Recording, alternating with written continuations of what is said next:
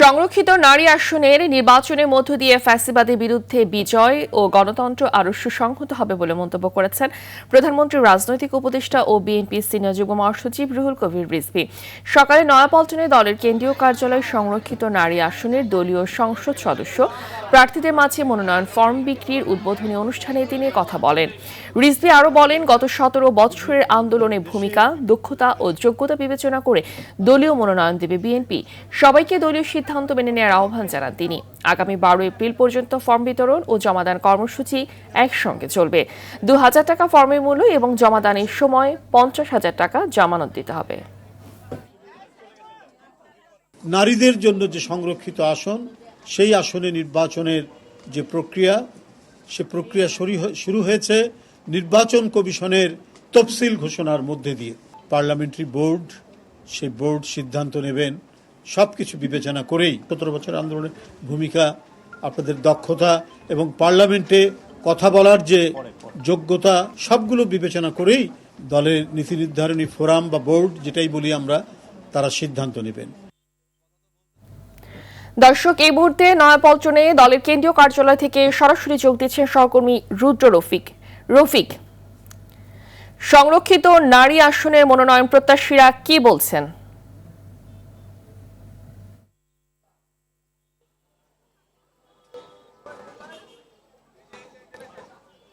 Stand by.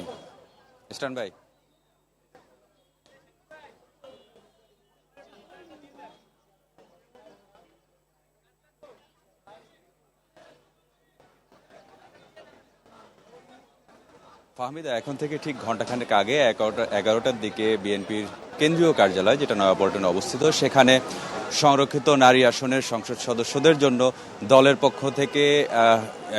পক্ষ থেকে নারী আসনের যে মনোনয়ন ফর্ম, সেই মনোনয়ন ফর্মটি বিতরণ কার্যক্রম শুরু করেন দলের সিনিয়র যুগ্ম মহাসচিব রুহুল কবির রিজভী। এবং মনোনয়ন ফর্ম বিক্রির উদ্বোধন অনুষ্ঠানের আগে তিনি আসলে একটি বার্তা দিয়েছেন দলের পক্ষ থেকে। সেটি তিনি যেটা বলেছেন যে আসলে দীর্ঘদিনের যে আন্দোলন সংগ্রামে যে সকল নারী সদস্যরা ভূমিকা রেখেছেন, বিশেষ করে বিগত ফ্যাসিবাদ আমলে 17 বছরে যেসব নারীরা রাজপথে ছিলেন, এছাড়াও যে সকল নারীদের সংসদে আসলে কথা বলার যোগ্যতা রয়েছে, ত্যাগ রয়েছে, সবকিছু বিবেচনা নিয়ে আসলে দলের পক্ষ থেকে সিদ্ধান্ত নেওয়া হবে। আপনাকে একটু জানিয়ে রাখি, সংরক্ষিত নারী আসনের জন্য কিন্তু 36টি আসন বিএনপির পক্ষ থেকে বরাদ্দ দেওয়া হবে এবং আগামী 12 মে আসলে ভোট গ্রহণ অনুষ্ঠিত হবে। আপনাকে একটু নয়াপল্টনের কেন্দ্রীয় কার্যালয়ের চিত্রটি দেখাতে চাই। এখন নয়াপল্টনের কার্যালয়ের সামনে কিন্তু দলীয় নেতাকর্মীদের উপচে পড়া ভিড় লক্ষ্য করা যাচ্ছে। বিশেষ করে আপনাকে একটু জানিয়ে রাখি, বিএনপি সরকার গঠনের পর দলীয় কার্যালয়ের দলের যে কার্যক্রম, সেই কার্যক্রম কিন্তু একেবারে ঢিলেঢালাভাবে চলেছিল। সেই দলীয় কার্যক্রম এই সংরক্ষিত নারী আসনের মধ্য দিয়েই কিন্তু শুরু হয়েছে এবং নেতাকর্মীরা কিন্তু আসছেন। বিশেষ করে যারা সংসদ সদস্য প্রার্থী, তারা আসছেন, তাদের সঙ্গে নেতাকর্মীরা আসছেন, স্লোগান দিচ্ছেন। আপনাকে একটু জানিয়ে রাখি, 2,000 টাকা মূল্য ফর্মের মূল্য ধরা হয়েছে এবং এই ফর্মটি জমা দেওয়ার সময় 50,000 টাকা জামানত দিতে হবে বলে দলের পক্ষ থেকে কিন্তু জানানো হয়েছে। আমরা একটু এক দুজনের সঙ্গে একটু কথা বলার চেষ্টা করব। একটু বলবেন, আপনি কোথা থেকে এসেছেন, মনোনয়ন ফর্ম তো সংগ্রহ করেছেন, প্রত্যাশাটা কেমন, আপনার একটু যদি বলতেন।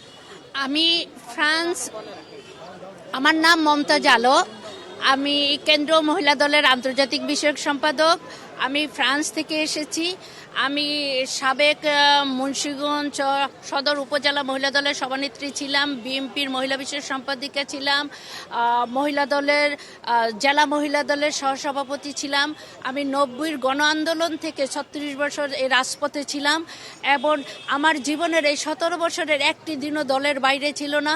আমরা মামলা হামলার শিকার হয়েছি এবং 111-এর সময় দেশ ছাড়তে বাধ্য হয়েছি। আমাদের মাননীয় প্রধানমন্ত্রী আমার বিষয়ে সে অবগত আছে এবং তার নির্দেশে আমি আন্তর্জাতিক মহলে কাজ করেছি।